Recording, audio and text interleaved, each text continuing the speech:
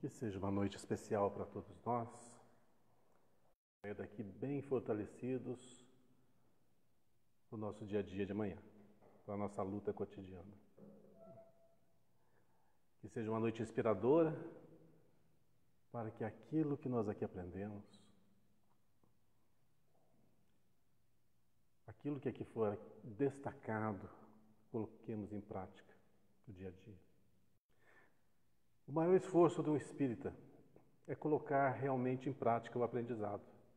Aprender até que não é tão difícil assim, porque tem lógica, tem razão, tem coerência, tem respostas, mas a aplicação é difícil.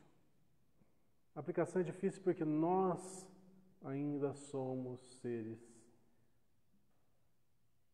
limitados, com algumas características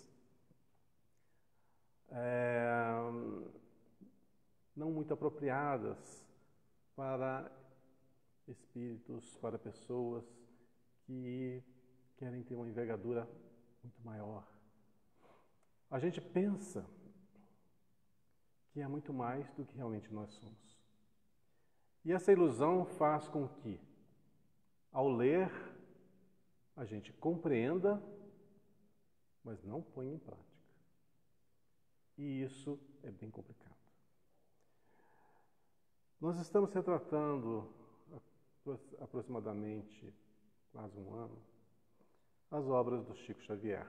Hoje nós vamos falar do 22º livro dele, chamado Coletânea do Além, escrito em 1945. E como o próprio nome diz, coletânea, são vários e vários textos de vários espíritos trazendo para nós grandes ensinamentos, mas do cotidiano, do dia a dia. E eu observei que nas obras do Chico, das primeiras,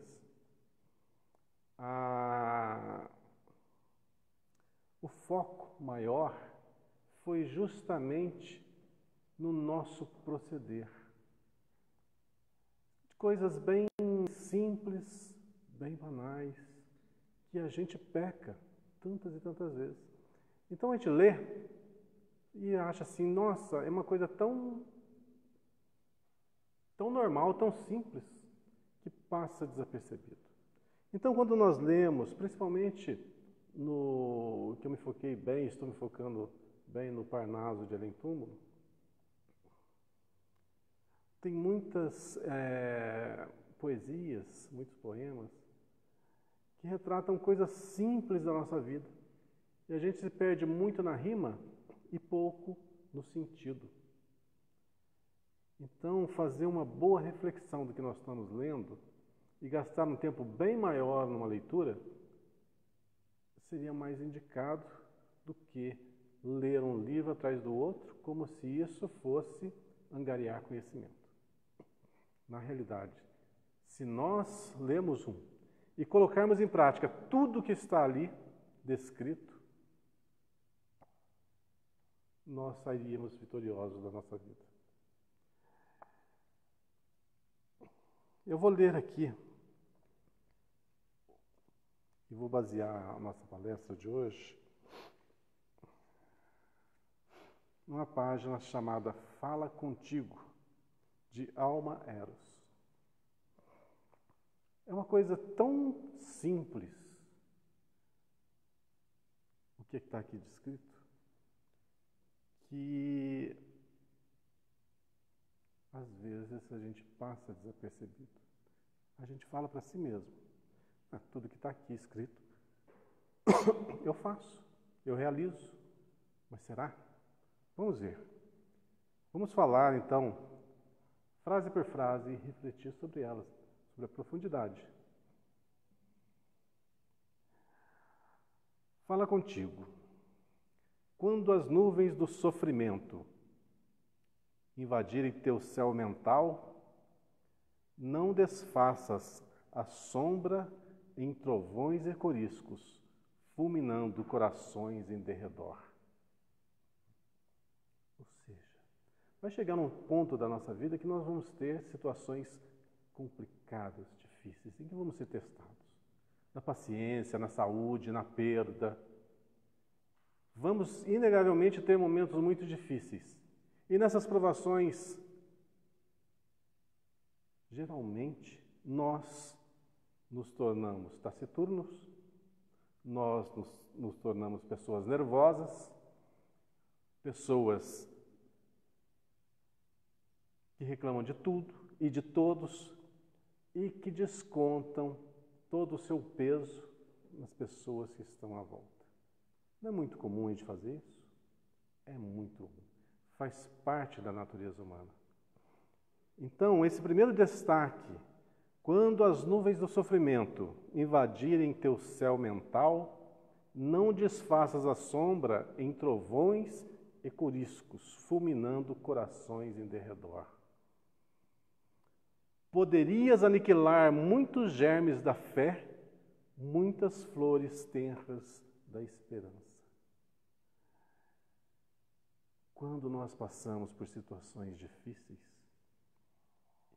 e temos resignação, força de vontade, agimos com dignamente, não apenas superamos os obstáculos, mas somos exemplo para aqueles que estão à nossa volta.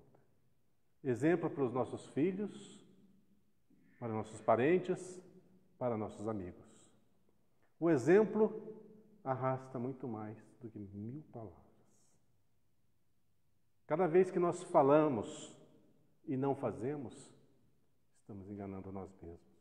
Mas cada vez que colocamos em prática,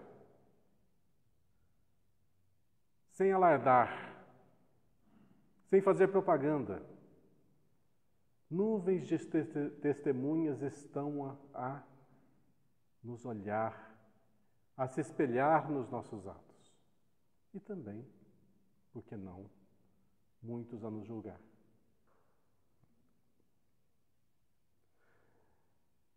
Como que uma pessoa pode agir de uma forma e falar outra? Se nós,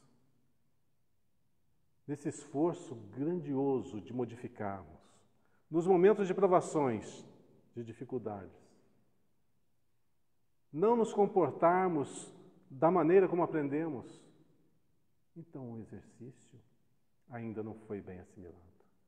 E as provas se tornarão. Até que um dia a gente a supere. Buscar o refúgio do silêncio e medita. Nessas situações, quando nós nos tornamos intempestivos, a cólera nos acomete, a melhor maneira é fazer com que a adrenalina baixe. Busca a solidão para não ferir ninguém, para não magoar ninguém. E reflita muito. Aí sim, nós estamos dando mostra do conhecimento adquirido. Porque vamos ter a teoria e utilizá-la para que na prática tomemos as decisões acertadas. E quando a serenidade acolher-te em seu manto, fala contigo mesmo, conversa com a tua própria ira, põe diante dos olhos sua figura sombria, diz-lhe que talvez teu irmão sinta fome de pão ou sede de carinho, sem que ninguém lhe conheça o heroísmo obscuro. Talvez esteja exausto, à procura das oportunidades que te sorriem desde muito. Quantas vezes nós somos surpreendidos por pessoas que, na sua ingenuidade, nos prejudicam de alguma forma, seja ela qual for. Então, o conselho principal é que nos ponhamos no lugar daquele que nos machuca, daquele que nos ofende, para a gente entender o porquê. O porquê daquela resolução, por que talvez esteja agindo daquela forma, por que age sem tanto amor, sem tanto respeito. Talvez essa pessoa não tenha tido aquilo que nós tivemos, a orientação dos pais, dos bons professores, o amparo dos bons amigos, a fidelidade dos parentes. Quantos estão abandonados à própria sorte e não tem ninguém a lhes orientar a posição a que tomam? Saber entender o próximo é muito importante para que nós não julguemos. Ter indulgência para com as falhas alheias. Aprendemos tanto isso, mas será que colocamos em prática? Na hora que a dor aperta, na hora que nos batem a face, ou na hora que algo nos é retirado. Convivemos com a perda, compreendemos que nada é nosso, que tudo que está nesse mundo não é nosso, nem o nosso corpo. Sabemos conviver com as perdas? E por que isso? Porque nós estamos aqui a experienciar. Olha, a vida nada mais é que uma academia de musculação. Se você não pegar o peso na academia e não se esforçar, e não malhar, e não suar, o resultado nunca vai chegar. Então, esperar um mundo melhor é enganar-nos. Pensar que nós somos a criatura mais perfeita do mundo é nos enganar também. Nós somos criaturas que temos um potencial que ainda não sabemos dimensionar. Mas somos criaturas que estão a aprender as primeiras lições da vida. E as primeiras lições chamam-se respeito ao próximo, amor no que se faz, determinação nos objetivos, vontade de fazer, de melhorar, de progredir. Isso é básico.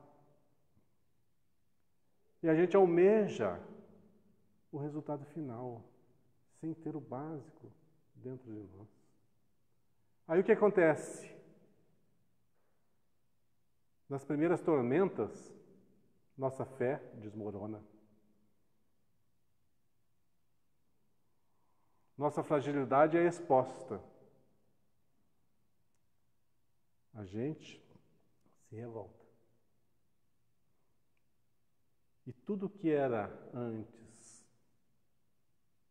lindo, maravilhoso, iluminado, torna-se sombrio. Mas de onde vêm essas sombras? É o nosso universo interior se exteriorizando. Por isso a necessidade das provas, das dificuldades.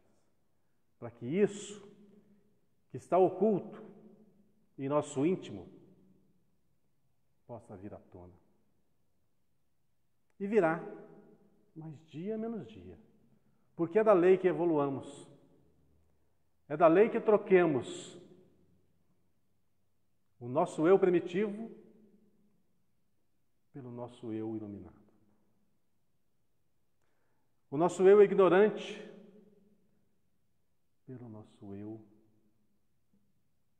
inteligente. Nosso eu orgulhoso pelo nosso eu humilde. E substituamos a palavra eu pela palavra nós.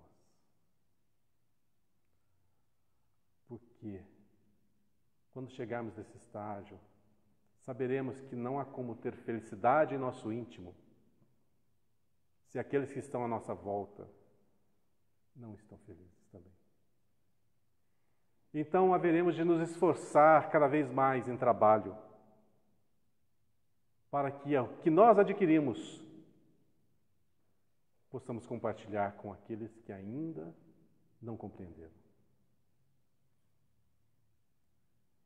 Nós almejamos, mas sem esforço nós não chegaremos lá. Por isso a necessidade de se falar, compreender e pôr em prática. Estudar sempre, principalmente estudar a nós mesmos. As nossas falhas, nossas limitações, tentar corrigir. Quanto mais rápido corrigimos, mais rápido nós sairemos dessa condição em que estamos e haveremos de nos iluminar.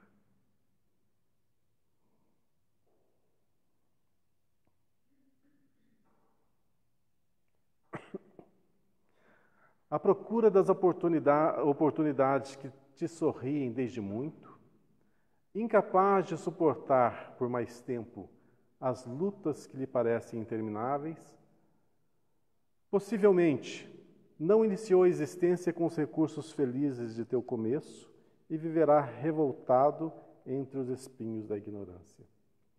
Nós lidamos com a ignorância, infelizmente, todos os dias da nossa vida. E ela está presente, inicialmente, em nós. E muito presente também nos nossos irmãos. Companheiros de trabalho, companheiros de jornada, anônimos que cruzamos pela rua. Infelizmente, a ignorância perdura por multidões imensas. Mas, para que ela desapareça, é necessário que a instrução apareça, que os exemplos apareçam. É necessário que alguém divida o seu conhecimento com aqueles que nada têm. O seu ponto de vista tem que ser exposto para que outros sejam criados. Cada vez que nós adquirimos o conhecimento e guardamos conosco, lembremos da parábola dos talentos, tão falada aqui no centro. Nós recebemos talentos quando viemos para cá. E o que fizemos dele? Que talentos são esses? Primeiro, temos um corpo perfeito, uma mente sadia, a oportunidade de ler e estudar, a oportunidade de trabalhar e a oportunidade de fazer algo mais. Muitos vivem para si e para os seus. Aqueles que vivem para si e para os seus exclusivamente, ainda apresentam um egoísmo, uma falta muito grande de empatia. Mas estão no caminho, assim como nós. Por isso, eu repito que o exemplo é a luz que há de iluminar o entendimento daqueles que estão à nossa volta. Fazendo a nossa parte, colocando em prática o que aprendemos como verdadeiros cristãos, no nosso dia a dia, espontaneamente, estamos fazendo o trabalho que nos compete. Não é sair aí a pregar, parar no meio da rua e ficar gritando para que todo mundo ouça as palavras das Escrituras, do Evangelho de Jesus. É ser o exemplo. É a cada dia, a cada instante, a cada palavra proferida, sair dali uma pérola de luz. Uma palavra que reconforte. Um exemplo para que seja seguido. Quem sabe, dize a tua cólera que o pobrezinho é desfavorecido e infeliz. Provavelmente nunca recebeu um beijo de mãe, um carinho de esposa, a ternura de um filho, um abraço de um irmão, o afeto de um amigo. Talvez esteja perseguido em si mesmo pelos demônios da inconformação. A gente não sabe o que as pessoas que estão à nossa volta estão passando, o que carregam consigo no seu íntimo. Então não tem como julgar, estando eles aonde estiverem, na condição que estiverem, como nós podemos ajudar? Jogando todas as pérolas de luz que nós aprendemos para ofuscar a mente desses que ainda são tão pequenos? Não. É pondo em prática pelo exemplo, pelo carinho, pela palavra doce, pela amizade, pelo companheirismo. É dessa forma, é isso que nos compete. Às vezes estamos a trabalhar, a esperar um grande trabalho que o alto nos determine para nos tornarmos o quê? Um apóstolo da caridade. É isso que o alto espera de nós? Ou é isso que a nossa vaidade espera? Que tenhamos um ponto de destaque, que sejamos os eleitos, os melhores. O que o alto espera de nós, o nosso papel, é simplesmente sermos cristãos, dar o exemplo, vivenciar o Evangelho, exalar amor, compaixão, entendimento. E o que esse texto pede a nós mais do que a indulgência? A compreensão com as limitações do próximo, entendendo que cada um está numa situação diferente e a gente não sabe o que cada um está passando. Não julguemos. Ofereçamos a outra face. Então, se alguém nos bate, qual que é a outra face?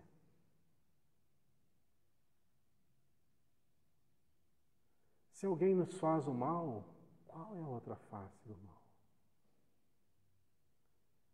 Se alguém nos calunia, qual é a outra face?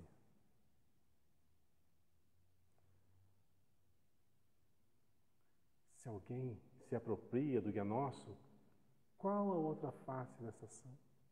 Pensemos. É fácil ser cristão?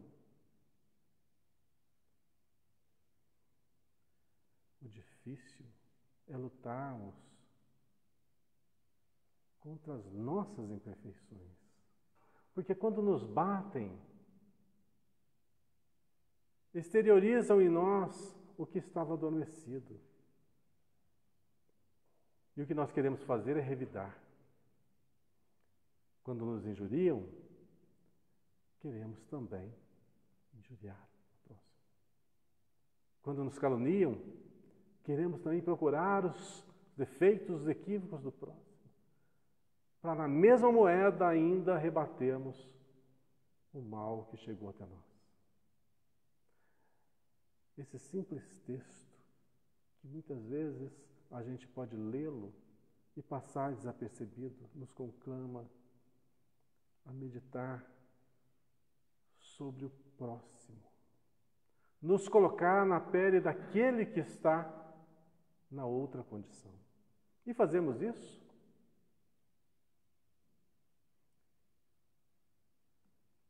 Cada um, é juiz de si. Comunica-lhe tuas impressões fraternais no grande silêncio. Tua cólera ouvirá, chorando de dor, e as lágrimas benditas lavar-lhe-ão a túnica negra que resplandecerá de alvura e de beleza. Em seguida, voltará ao teu coração plenamente transformada. Deixará seus títulos, seus direitos e honrarias. Esquecerá toda ofensa, toda injúria, toda dor. Mudará o próprio nome e chamar-se-á compreensão. compreensão gloriosa e sublime, filha de Deus, irmã da humanidade e serva da natureza para a vida imortal. Cada vez que nós superamos as nossas limitações, as nossas tendências negativas, é um exercício a mais que nós saímos vitoriosos. A gente pensa que para ser aquele ser iluminado, grandioso, que a gente vê tanto falar, né, nos livros da doutrina espírita, é necessário ter uma mediunidade ostensiva, maravilhosa, falar em outros idiomas, trazer poemas belíssimos, trazer cartas de consolação, livros e mais livros, obras grandiosas. A gente pensa que esse seria o patamar superior que deveríamos estar para nos tornar realmente espíritas. Não. De forma alguma. Se Deus esperasse de cada um de nós a perfeição para que pudéssemos colocar as mãos na enxada, o campo até hoje estaria cheio de ervas daninhas e nenhuma flor. O solo da vida, se está repleto de flores e de espinhos, é porque nós ali colocamos a nossa semeadura. E o mundo nosso, hoje, vive entre flores e espinhos. Muitos ainda estão a semear dor e sofrimento, mas outros tantos anônimos fazem esse mundo ficar mais belo, mais terno, menos agressivo. Chegamos a um ponto em que equipara a quantidade de espinho e de flores que temos em nosso campo. E o solo espera as nossas mãos, que elas se calejem na enxada do trabalho, para plantar novas flores e arrancar, principalmente, da parte nossa desse campo, os espinhais que nós mesmos cultivamos. E nesses espinhais, com toda certeza, nossos dedos se ferirão. Muitas gotas de sangue derramaremos. Muito esforço será necessário para se refazer a parte que nos compete nesta paisagem. Mas depois de lançado fora os espinhais, aparecerão flores